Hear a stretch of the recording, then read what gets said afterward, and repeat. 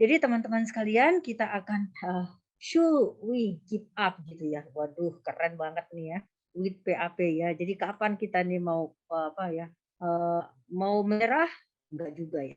Enggak ada kata menyerah kita untuk pencegahan, terutama untuk bayi-bayi kecil kita yang bagaimanapun mereka butuh ventilator. Tapi jangan sampai benda asing ini yang dipakaikan ke tubuh mereka untuk membantu mereka hidup, jangan sampai menjadi sumber memperberat, penyakit dari, anak-anak ini, bayi-bayi kita ini. Jadi harus ada usaha untuk, melakukan pencegahan terhadap mereka. Jadi kenapa kita akan bahas tentang pendahuluan, latar belakang, pengertian, tujuan, dan faktor-faktor penyebab dari PAP, kriteria dan pandas, dari PAP itu sendiri dan kesimpulan. Teman-teman dan sahabat saya seluruh Indonesia Raya, jadi kalau kita lihat nih ya bahwa ventilasi mekanik ini tidak bisa kita hindari, terutama bagi bayi-bayi kita yang memang membutuhkan bantuan nafas hidup, ya. Jadi satu-satunya alat yang bisa menolong mereka saat kondisi tertentu adalah ventilasi mekanik. Dan memang ternyata ini masalah di seluruh intensive care di dunia, baik itu untuk di bayi maupun di orang dewasa, anak dan dewasa. Dan ternyata kalau kita lihat penggunaan ventilasi mekanik ini kalau sudah di atas 48 jam, itu 30-40% itu bisa terjadi infeksi. Dan hampir 10-65% itu pasien-pasien yang terpasang itu kemungkinan itu bisa terjadi infeksi juga dan angka kematiannya itu bisa 26-26% ya dikatakan dalam literatur. Kemudian kalau kita lihat nih, kita cek-cek ya, di tempat Bapak Ibu, di tempat saya, ya di tempat kita sama-sama. Ternyata penyebab yang paling tinggi itu adalah penyebab kuman itu adalah entro enterococcus ya dan juga Pseudomonas dan Acinetobacter. Nah, hal ini bisa meningkatkan lama perawatan ya. Lama perawatan memanjang, kemudian biaya juga akan meningkat, kemudian terjadi juga bisa tuntutan hukum dan citra daripada ICU itu sendiri bisa menurun. Nah, kalau kita lihat di dunia sebenarnya nih teman-teman ya, kalau kita bandingkan sebenarnya data ini nggak jauh berbeda nih dengan yang ada di dengan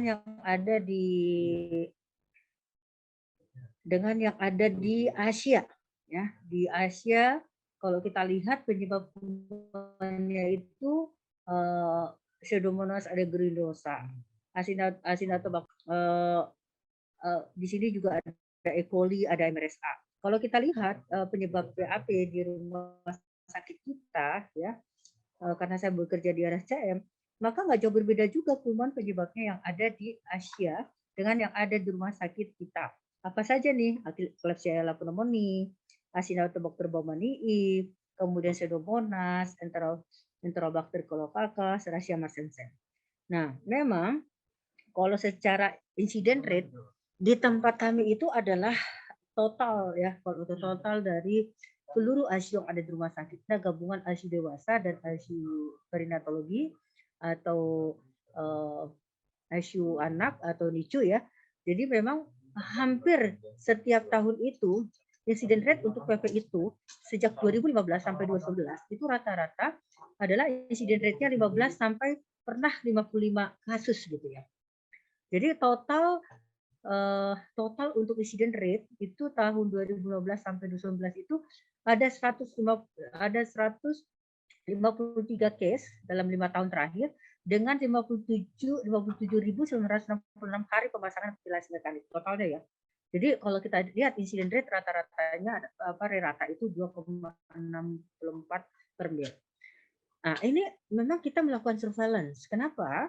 Jadi kalau Bapak Ibu jangan khawatir ya. Terus tidak ada juga di rumah sakit di dunia ini tidak ada insiden rate-nya tanpa ada insiden rate PAP ya.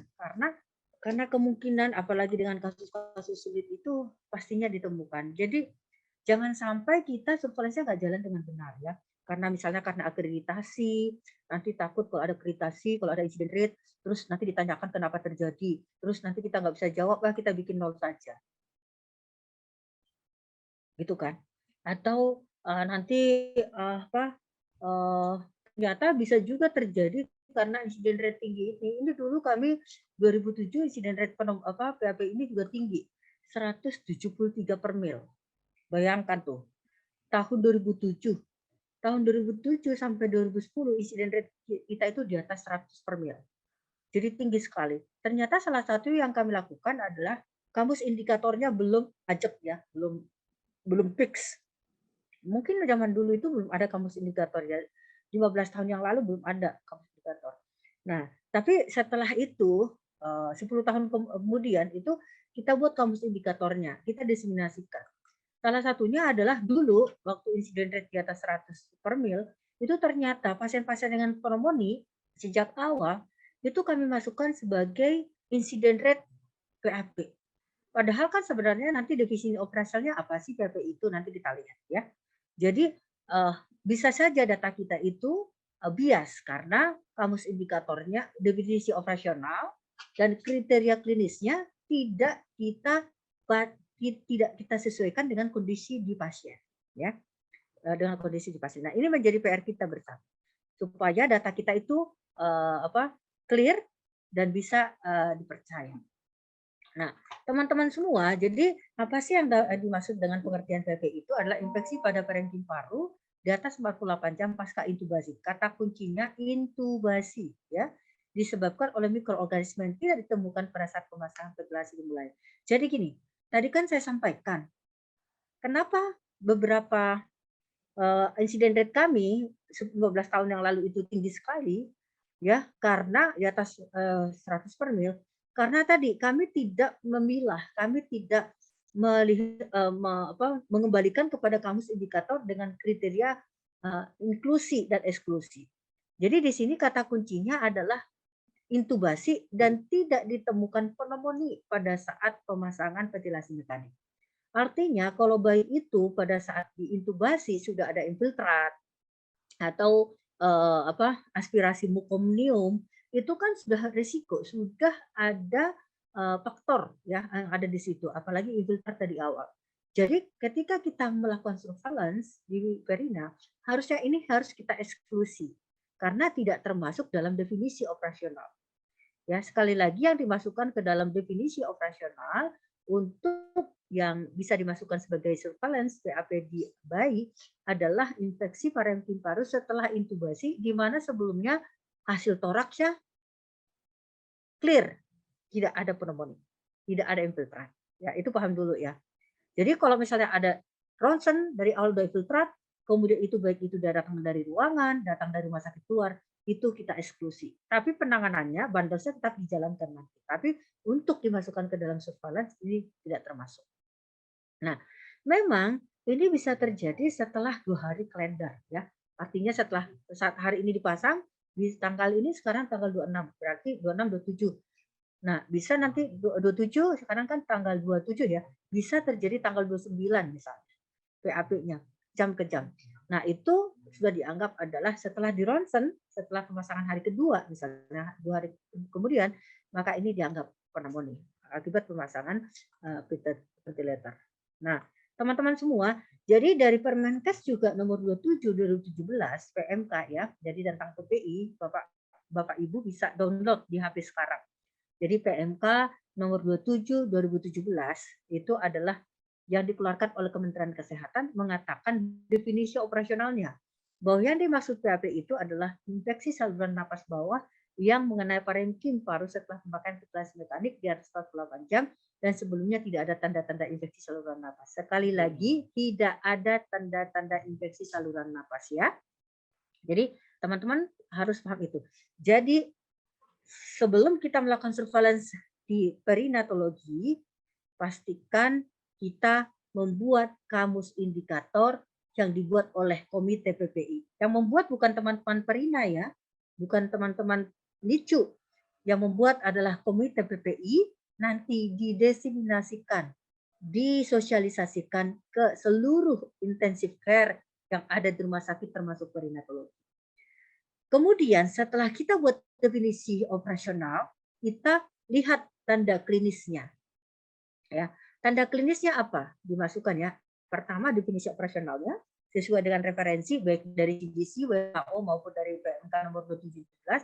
Kemudian kita lihat kriteria. Kriteria yang ada di pasien itu ada 3 ya. Klinis, penunjang baik itu X-ray maupun laboratorium. Secara klinis itu bisa ada demam, suhunya bisa di atas 38 derajat atau di bawah 35 derajat. Kemudian sekret purulen, bisa batuk dyspnea atau tachypnea, kemudian untuk napas bisa ada rales atau bronchial. Nah, itu berarti perawat bayi harus mampu melakukan pemeriksaan fisik. Jadi kalau teman-teman sebagai perawat bayi, perawat NICU, perawat perina, jangan sampai tidak pernah memakai stetoskop ya. Gunakan stetoskopnya, cek apakah ada suara napas yang tidak normal. Kemudian lihat sputumnya, ukur suhunya, ada nggak perubahan. Jadi kita bisa mendeteksi baik ini apakah pneumonia atau tidak. Jadi perawat NICU, perawat perinatologi pastikan punya kompetensi untuk mendeteksi terjadinya pneumonia pada pasien dengan ventilasi mekanik. Ingat ya teman-teman, ini kompetensi teman-teman perawat. Bukan IPCN link, bukan IPCN, tapi perawat yang merawat pasien. Tanggung jawab teman-teman semua. Ya. Nah, kemudian kita lapor ke dokternya, dok, ini banyak demam, suhunya di atas 38 atau bahkan bisa di bawah 35. Dok, sputumnya berubah menjadi purulen ya, sekretnya menjadi purulen. Ada batuk-batuk juga. Setelah saya pakai stetoskop, dok, aduh, ada ronhi nih ya, ada bronchial, ya, ada penumpukan sputum. Dok, apakah kita nggak sebaiknya kita ronsen nih? Kita cek apakah ini ada terjadi pneumonia tidak. Kemudian apakah kita perlu untuk pemeriksaan laboratorium ya?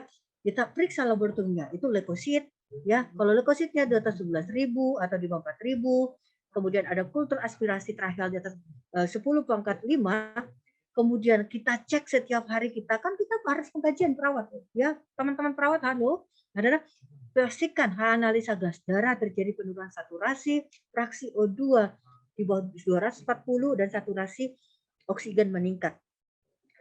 Teman-teman perinatologi, perawat bayi bisa mengidentifikasi.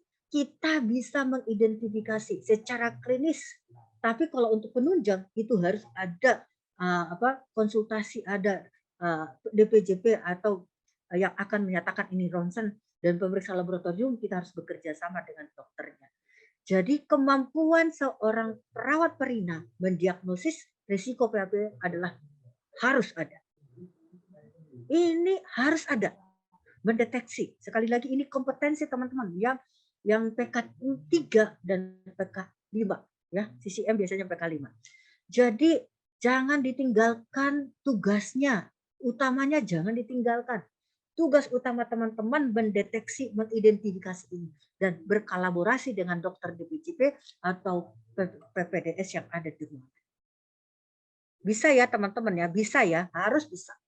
Ya, harus bisa mendeteksi karena teman-temanlah yang punya pasien. Teman-teman yang tahu pasiennya dari awal dan proses setiap hari perkembangan pasien itu ada di tangan teman-teman.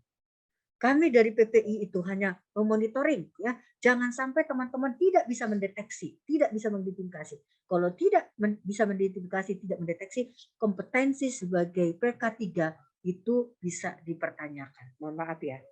Karena kemampuannya adalah harusnya mampu mendeteksi, mengidentifikasi apakah pasien yang saya rawat ini risiko infeksi atau tidak. Ingat definisi operasional, kemudian kriteria klinis, penunjang baik X-ray maupun laboratorium. Ya. Kemudian bagaimana terjadinya pneumonia ini? Ya. Bisa ada karena ada host, ada pengobatan, bisa karena pembedahan, bisa karena alat-alat yang terkontaminasi, bisa dari tangan yang terkontaminasi, tidak melakukan kebersihan tangan, misalnya laryngoskop yang tidak dideteksi dengan sesuai dengan indikasi, kemudian kotor ya, kemudian penyimpanannya tidak benar, misalnya laryngoskop dicuci di wastafel, kemudian disimpan di tempat yang berbludru. Nah, ini biasanya risikonya adalah ini kontaminasi dari alat-alat yang kita gunakan. Jadi laringoskop itu adalah standarnya di DTT, bukan dicuci di wastafel atau di sepuluh. Ya teman-teman semua. Biasanya penyebab utamanya itu adalah karena kontaminasi dari alat-alat, bisa laringoskop, bisa ETT yang terkontaminasi pada saat intubasi awal. Ya, makanya kita sebagai perawat Barina harus mendampingi dokternya pada saat intubasi, memastikan bahwa alat yang digunakan pada saat intubasi itu adalah sudah sesuai standar, ya, bahwa sudah ETT-nya sudah di benar-benar ETT-nya dipegang, misalnya dokter itu kan misalnya pegang ETT ya, jadi misalnya ini ya, jadi ETT-nya itu yang masuk ke dalam paru-paru pasien karena sarung tangan bersih itu tidak boleh dipegang yang masuk ke paru-paru pasien. Jadi kalau megang ETT itu yang paling ujung. Jadi jangan sampai yang dipegang oleh sarung tangan bersih ini masuk ke dalam paru-paru bayi. Kalau misalnya ada seorang dokter memegang yang di tengah-tengahnya, kemudian sarung tangan bersih itu sama dengan tangan yang tidak dicuci, berarti kumannya banyak. Maka ETT yang dipegang itu sudah terkontaminasi. Di sarung tangan ada Pseudomonas, ada E. coli, Acinetobacter baumannii, didorong masuk langsung oleh dokter yang melakukan intubasi sehingga kuman itu langsung masuk ke paru-paru. Atau karena laringoskopnya. Karena laringoskop itu kan membuka mulut pasien ya untuk memasukkan ETT. Kalau laringoskopnya itu ternyata dicuci di wastafel, dicuci di spillhawk, maka kuman itu masih utuh, masih ada. Disimpan di tempat yang kotor atau misalnya yang berbludur-bludur itu loh, yang tidak bersih. Atau disentuh berkali-kali. Maka laringoskop itu masih ada kumannya, dimasukkan langsung pada saat membuka, dimasukkan langsung, dibuka dan dimasukkan langsung pada saat membuka paru-paru pasien dan didorong oleh ETT ke dalam. Bisa kan ngebayangin teman-teman, kuman yang normal tadi, semua tadi yang ada di kuman penyebabnya itu adalah kuman komensal yang ada di lingkungan. Bisa di tangan, bisa di peralatan, bisa di lingkungan. Artinya kenapa bisa sampai masuk ke dalam paru-paru pasien? Itu adalah karena ada tangan, ada alat yang mendorong langsung ketika pada saat intubasi itu tidak mempertahankan tangannya, tidak melihat tangannya bersih, kemudian tidak melihat peralatan yang bersih, teknik yang bersih. Nah, ini akan menjadi persoalan besar. Nah, kalau ini terjadi, maka akan terjadi kolonisasi. Nah, kolonisasi karena tahan tubuh bayi-bayi ini adalah sangat rentan, maka jumlah mikroorganisme yang di dalam tubuh pasien lebih banyak daripada jumlah mikroorganisme yang masuk dari luar, sehingga ini mengakibatkan ketidakseimbangan sehingga terjadilah infeksi pada bayi-bayi kita. Jadi sekali lagi teman-teman dan sahabat saya seluruh Indonesia, bahwa pastikan apa yang kita lakukan ini adalah benar-benar harus mengkawal bayi-bayi kita di perinatologi. Kita nggak bisa lagi main-main. Benar-benar tadi kalau kita lihat tadi pesan-pesan dari PT CV Faste, tapi kita pesan-pesan kita dari infection control. Bagaimana dengan hal yang sederhana, melakukan kebersihan tangan, menggunakan APD yang sesuai indikasi, melihat mempertahankan kebersihan instrumen dengan benar. Nah, itu ternyata adalah teknik-teknik yang dapat menyelamatkan jiwa atau nyawa-nyawa pasien kita yang dengan dipercayakan kepada kita di rumah sakit. Jadi kalau kita lihat nih teman-teman sahabat saya, bahwa faktor risiko PAP itu bisa ada karena dari pasien, bisa juga dari luar. Kalau dari pasien ini kita tidak bisa manipulasi, betul-betul itu adalah kondisi yang sesungguhnya. Pasien-pasien imunokompromis kita nggak bisa manipulasi. Penyakit penyerta misalnya dengan ada penyakit lain daripada bayi-bayi kita, usia ekstrim misalnya, masih 1 hari, 2 hari, dengan berat badan di bawah 1000, ya kan?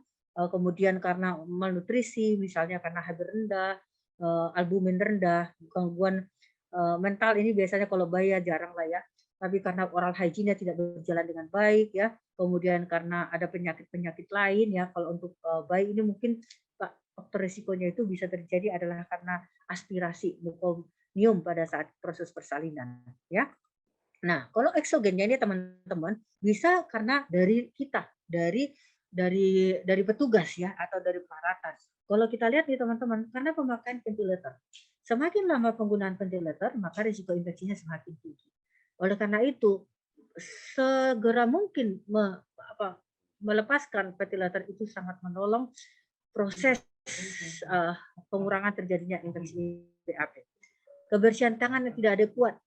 Pada saat intubasi, banyak sekali dokter pada saat intubasi gak pernah cuci tangan. Kalau kita bilang, dok, itu kan tindakan invasif, aseptik. 5 momen, salah satunya sebelum kontak pasien, sebelum tindakan aseptik. Momen 1 nggak dikerjakan, karena apa? Dia langsung pakai sarung tangan. Momen 2, tindakan aseptik tidak melakukan kebersihan tangan. 2 indikasi ini nggak dikerjakan, padahal itu sangat rentan terhadap infeksi. Karena sekali lagi pada intubasi dokter bilang, atau pada saat kita mau catheter suction, kita kan udah pakai sarung tangan, Bu. Buat apa kita melakukan kebersihan tangan? Terus tangan kita terlindungi dengan sarung tangan. Bapak Ibu nggak tahu bahwa sarung tangan itu nggak 100% bisa mengcover tangan kita. Bisa aja ada kebocoran. Kenapa kita harus melakukan kebersihan tangan sebelum kita melakukan tindakan aseptik, sebelum suctioning, sebelum oral hygiene, sebelum memanipulasi breathing circuit, ganti balutan ETT, kemudian pada saat intubasi. Karena kita tahu Tuhan itu adil sekali. Dari ujung rambut sampai ujung kaki kita penuh dengan kuman. Makanya kita hidup. Di tangan kita ribuan kuman, makanya kita hidup. Tetapi kuman yang ada di tangan ini tidak boleh masuk ke dalam paru-paru kita. Tidak boleh masuk ke paru-paru pasien pada saat apa? Pada saat intubasi. Ya.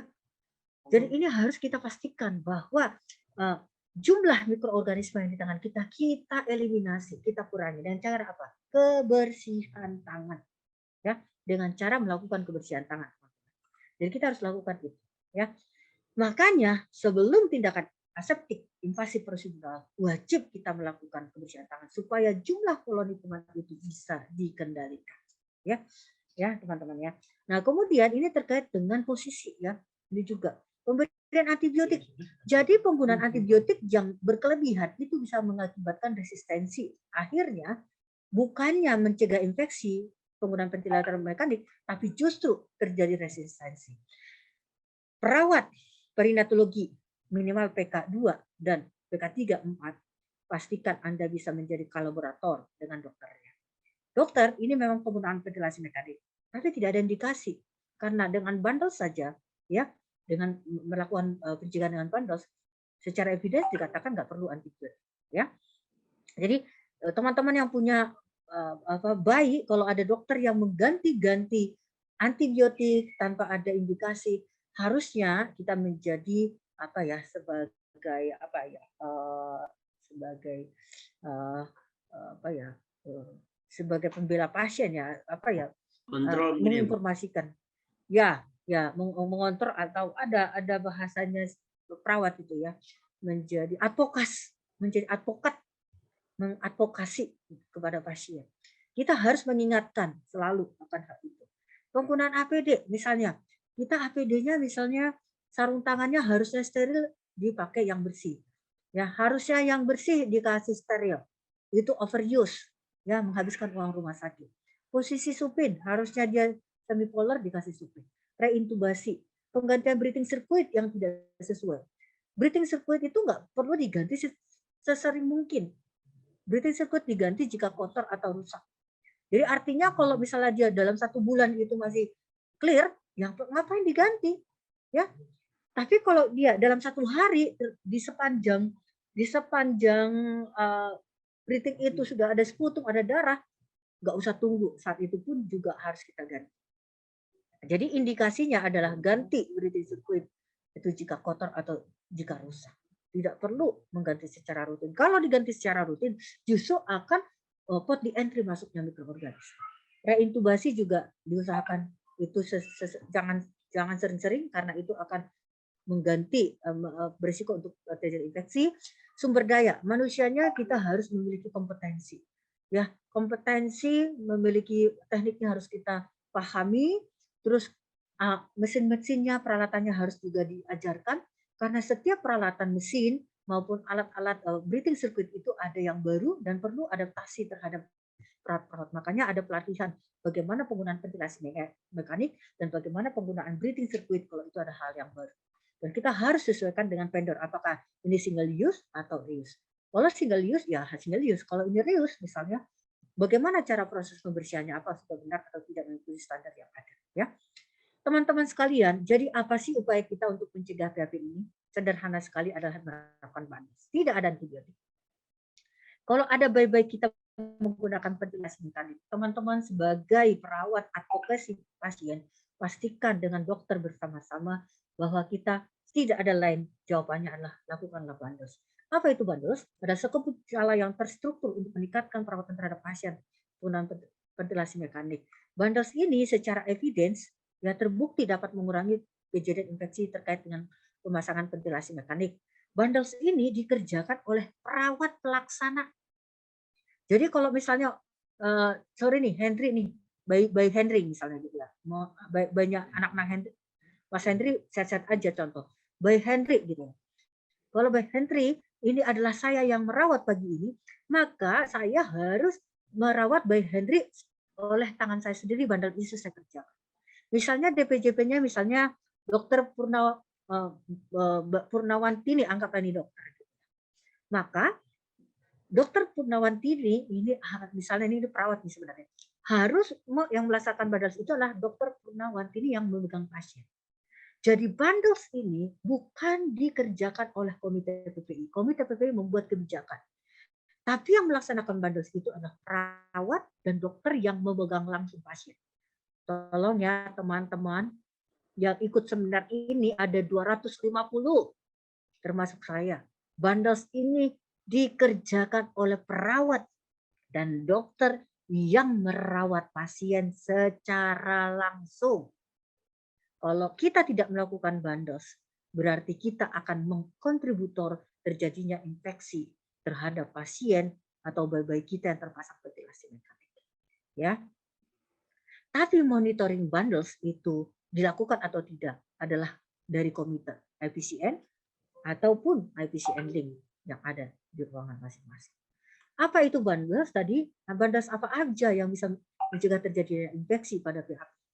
Itu pada saat pemasangan ya, pada saat pemasangan itu ada insersi dan ada maintenance. Pada saat insersi kita ada 4 maintenance. Jadi BANDES ini enggak terlalu banyak, 4 sampai 5 ya. Jadi ada sampai 6 BANDES, tapi yang maksimal itu 6. Jadi pada saat pemasangan BANDES yang secara evidence bisa menurunkan kejadian PAP adalah kebersihan tangan, teknik steril, pemakaian APD, dan sedasi. Dan maintenance adalah kebersihan tangan, posisi 30-45, kebersihan mulut, manajemen sekretarial dan endokrinologi, dan sedasi progression. Nanti dia akan dikupas habis oleh teman saya juga, Dian, untuk aplikasi sehari-hari di perinatologi. Kenapa kebersihan tangan? Ya karena tadi saya sudah jelaskan bahwa kita tangan kita penuh dengan mikroorganisme, kita tidak jamin berapa jumlahnya, kita tidak jamin kalau sarung tangan kita tidak bocor, maka dengan kebersihan tangan mengurangi jumlah kelonikungan di tangan, dan baik itu transient dan residen. Residen itu yang di bawah kulit, yaitu satu epidermis, yang transient itu yang ada di permukaan lingkungan di peralatan. Kalau misalnya di dalam HP saya ada E. coli, nah saya sentuh di HP itu kena ke tangan saya, E. coli-nya nempel. Nah ketika saya melakukan kebersihan tangan, itu akan terbuang itu E. coli itu. Ya, oleh karena itu kebersihan tangan itu harus dikerjakan sesering mungkin sesuai dengan 5 momen: sebelum kontak pasien, sebelum tindakan aseptik prosedural, sebelum setelah kontak dengan cairan tubuh, setelah kontak dengan pasien dan lingkungan pasien. Di mana kuman-kuman komensal tadi yang normal Tuhan ciptakan itu ada dan tapi tidak boleh masuk ke dalam tubuh pasien ketika kita melakukan intubasi, ketika melakukan manipulasi atau melakukan suction terhadap pasien-pasien kita. Teknik steril, walaupun kita misalnya mungkin kita sudah profesor, bisa aja kita doktor, bisa aja kita PK 5, PK 4. Tapi kalau teknik steril tidak diperhatikan, mohon maaf sekali, itu apa ya, akan membahayakan pasien kita. Jadi sekali lagi kompetensi itu harus diikuti dengan teknik kita bekerja. Ya, teknik bekerja itu penting. Jangan sampai teknik kerja kita itu membahayakan pasien, justru memasukkan mikroorganisme ke paru-paru pasien. Jadi sekali lagi pastikan pada saat intubasi laringoskopnya harus di DTT atau di steril. ETT yang dimasukkan pastikan tidak disentuh oleh sarung tangan bersih, jadi ujungnya saja sehingga yang ETT yang steril itu benar-benar masuk ke dalam paru-paru bayi yang tidak dikontaminasi oleh sarung tangan yang bersih tadi, kecuali sarung tangan yang steril dan tidak menyentuh apapun. Ya, itu harus diperhatikan. ETT dan laringoskop harus steril dan tekniknya harus diperhatikan betul. Ya, kemudian terkait dengan penggunaan APD, ya tetap kita harus menggunakan masker ya, masker kalau saat intubasi karena itu bayi nggak usah takut karena kan dengan masker bedah udah cukup ya, kecuali pasien dengan bayi dengan COVID dengan masker N95, kemudian kita pakai gaun dan juga sarung tangan ya, kemudian pada saat ini yang kita lihat adalah sebenarnya di sini ketika misalnya pemberian sedasi, nah ini bundles-nya, ini kan bundles untuk APD ini kan bundles. Nah, untuk sedasi ini bundles-nya dilakukan oleh teman-teman dokter ya. Jadi apakah diperlukan dan jenisnya apa itu adalah kolaborasi antara perawat dan dokter dan kita harus monitoring pemberian. Kemudian kebersihan tangan setelah kita dipasang, kita perhatikan nih. Jadi setelah dipasang yang kita perhatikan kebersihan tangan lagi. Ketika kita memanipulasi ETT, kita harus memberikan posisi 30-40 derajat ya, makanya inkubator itu posisinya sudah 30-45 derajat biasanya. Nah, kebersihan mulut, oral hygiene secara evidence based memang chlorine alkohol, tapi kalau tidak ada chlorine alkohol bisa, kalau misalnya lagi kosong persediaannya, jangan dibiarkan, tetap dilakukan oral hygiene dengan menggunakan NaCl atau air yang sudah dimasak kemudian didinginkan. Ini perlu penelitian lagi. Tapi yang evidence base-nya adalah dengan chlorhydrin 0,2 sampai dengan 2%. Nah, kalau memang bisa oral hygiene dengan gosok gigi ya, kalau bayi kan nggak bisa ya untuk gosok gigi. Minimal yang paling bagus itu adalah secara evidence adalah chlorhydrin aquades, chlorhydrin dalam aquades ya. Setiap shift memang evidence-nya setiap jam, tapi setiap shift juga ternyata sudah bisa melakukan penjagaan BAB ya. Kemudian manajemen sekresi overendotracheal atau endotracheal. Nah, ini nanti akan juga dijelaskan lebih detail bagaimana prosesnya. Intinya adalah bahwa di sini teknik aseptiknya kita perhatikan. Kemudian disposable penggunaan catheter suction, teman-teman. Jadi catheter suction itu nggak boleh dipakai berulang. Kalau dipakai berulang catheter suction itu adalah memasukkan kuman langsung kepada paru-paru pasien. Ya, karena catheter suction itu harus keadaan steril. Berarti kalau udah dipakai sekali udah langsung dibuang. Kalau mau disaksin kembali harus dengan catheter suction steril. Ya, jadi memang untuk mencegah bagaimanapun secara evidence memang ada penelitian mengatakan bahwa closed suction maupun suction itu memang incident rate PAP lebih sedikit, lebih rendah dibandingkan dengan open suction pada pasien-pasien baik maupun dewasa ya. Tapi artinya tetap terjadi infeksi, cuman lebih rendah dengan closed system. Nah, closed system ini sebenarnya mencegah terjadinya infeksi pada pasien-pasien kita ya. Jadi artinya gini, mengurangi penggunaan closed suction, mengurangi penggunaan catheter suction ya. Jadi kalau teman-teman mengurangi juga risiko kontaminasi. Jadi kalau bisa dengan closed suction memang lebih baik di rumah sakit kita ya. Nah, humidifier harus dipertahankan ya. Jadi humidifier itu harus dengan aquades steril. Jangan pakai aquades air minum atau air keran. Masih ada tuh yang pakai air minum atau air keran, bahaya sekali.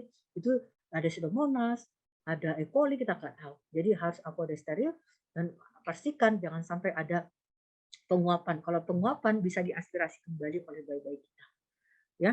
Kemudian kita melakukan dengan kita pada saat ini kita nilai setiap hari apakah memang sudah perlu di weaning ya, apakah ini weaning atau tidak. Nah, itu juga pekerjaan dari perawat kita. Ini adalah bundles. Bundles ini adalah kalau kita lihat hanya 4 sampai 5, tapi kalau kita kerjakan dengan benar-benar ini adalah tugas perawat dan dokter, bukan tugas PPI. Tugas PPI adalah memastikan bahwa bundles ini dikerjakan atau tidak. Ya, lakukanlah tugas-tugas teman-teman, tindakan-tindakan keperawatan, yang tadi kebersihan tangan, memberi posisi, oral hygiene, intubasi dengan laringoskop steril, kemudian ETT-nya dipertahankan, yang ke pasien itu tidak disentuh oleh sarung tangan yang bersih tadi, tapi betul-betul jauh di ujungnya dipegang ya, jangan sampai masuk ke paru-paru. Nah, dengan hal yang sederhana yang kita lakukan ini sebenarnya sudah adalah tindakan-tindakan pencegahan yang secara evidence based dapat mencegah terjadinya PAP. Tapi kalau untuk dewasa itu bisa dengan DPT dan juga dengan pemberian propraksis, pemberian vaksin ulcer ya. Memang kita harus semua yang kita sebutkan tadi, bandos-bandos tadi, tanpa dilakukan surveillance kita tidak bisa melihat mutu rumah sakit kita. Jadi lakukanlah surveillance untuk memotret apakah infeksi ini bisa dikontrol atau tidak ya. Jadi harus lakukan surveillance ya.